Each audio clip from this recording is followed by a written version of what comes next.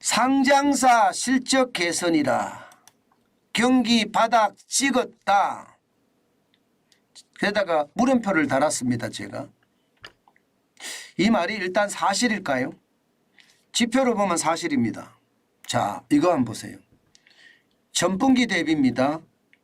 코스피 상장사 이익 증가율이 와우 34.8%입니다. 전분기면 1분기예요. 예, 1분기. 예, 그만큼 말입니다. 좋아졌다는 거고요. 죄송합니다. 2분기입니다. 2분기. 지금 3분기에 접어들었죠. 예. 이익 증가율을 전망을 이렇게까지 34.8%까지 지금 하고 있습니다. 그래서 2분기가 바닥이라 이게 2분기가 바닥이라. 1분기에서 2분기로 가면서 올해 1월, 2월, 3월보다는 4월, 5월, 6월이 완전히 바닥이었다. 이렇게 이야기하거든요. 예. 그러면서 예. 7월, 8월, 9월부터는 본격적으로 회복의 궤도에 들어섰다. 이렇게 이야기하는 겁니다. 자, 여러분. 이게 실제일지 한번 볼까요? 저는 이 지표 하나만 가지고 설명할 수 있을 것 같습니다. 코스피 상장사 영업이익 전망입니다. 파란색을 보시면요. 1분기 25조 1657억 원. 이게 상장사의 영업이익입니다. 2분기 전망은 33조 9119억 원이에요. 34.8%가 늘어서 8조 7462억 원이 늘었다고 이야기합니다. 예, 늘었다고. 예, 단순하게 말입니다. 전분기 대비해서 보면요. 상장사들의 이익이 좀 나아진다 이렇게 이야기할 수가 있나요? 저는 좀 나아진다고 이야기할 수가 있는 것 같습니다. 예, 1분기 대비 이게 제가 왔다 갔다 하는데요. 예, 분명한 것은요. 1분기 대비 2분기였네요. 예, 1분기 대비 2분기. 예, 34.8%가 늘어난 게 전분기가 1분기고요. 예, 지금 증가한다고 예상한 것이 2분기입니다. 그런데 여러분 이것을 말입니다. 작년 1분기하고 한번 비교해 볼까요? 작년 1분기하고 비교하면 작년 1분기 2022년 1분기에는 53조 2592억 원입니다. 그러면 적어도 36.2%가 떨어진 숫자예요. 19조 3473억 원이 떨어진 숫자입니다.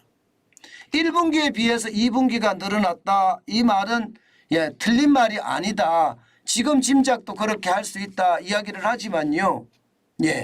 이게 작년과 비교하면 굉장히 나쁘고요. 작년 2분기하고 비교하면요.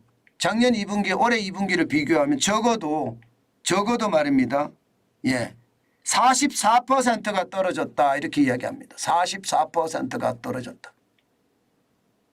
44%가 떨어졌으면요. 여러분 이게 바닥이라고 이야기할 수 있나요? 저는 아직 바닥이라고 이야기하기는 성급하다. 저는 그렇게 생각을 합니다. 물론 시간이 지나고 나면 지금이 바닥이었다 이렇게 예상할 수가 있습니다. 그러나 제가 여러분들에게 반드시 봐야 될 것은요.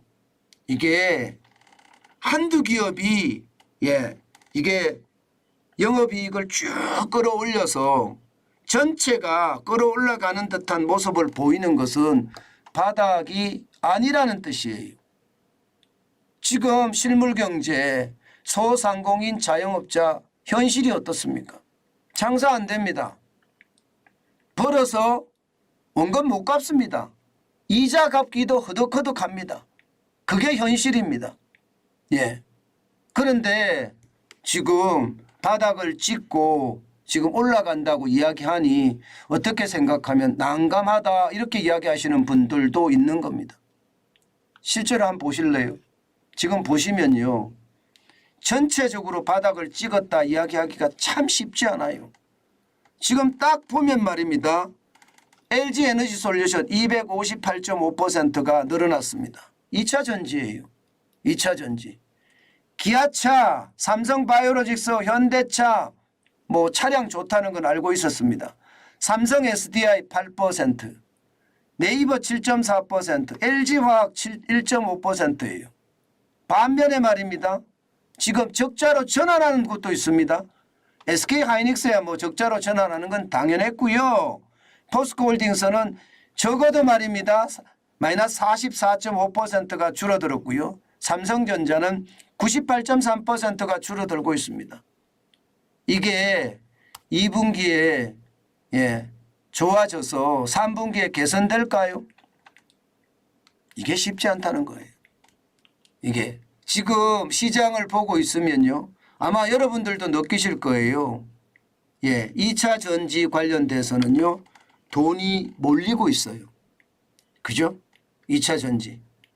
2차 전지에 몰린다는 건 저는 버블이 그만큼 낀다는 뜻이에요. 제레미 그랜섬이 이야기하는 것처럼 말입니다. 유동성 장세가 커져서 우리 시장에도 거품이 점점 크게 만들어지고 있다. 저는 그렇게 생각합니다.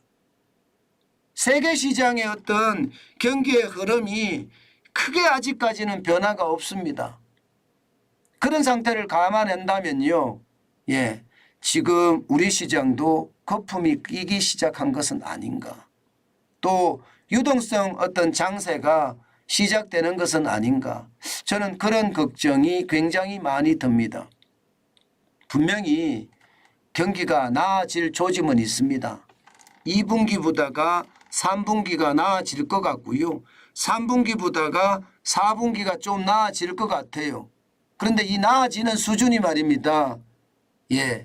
예전을 회복하는 것이 아니라 최악에 대비해서 나아진다는 이야기예요. 예전을 회복해서 예전보다가 넘어서는 게 이게 바닥을 찍는 거잖아요.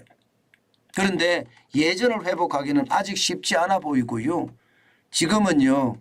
경기의 변곡점에 서 있다. 경기는 나아질 거다. 이렇게 이야기하지만 바닥을 탈출했다.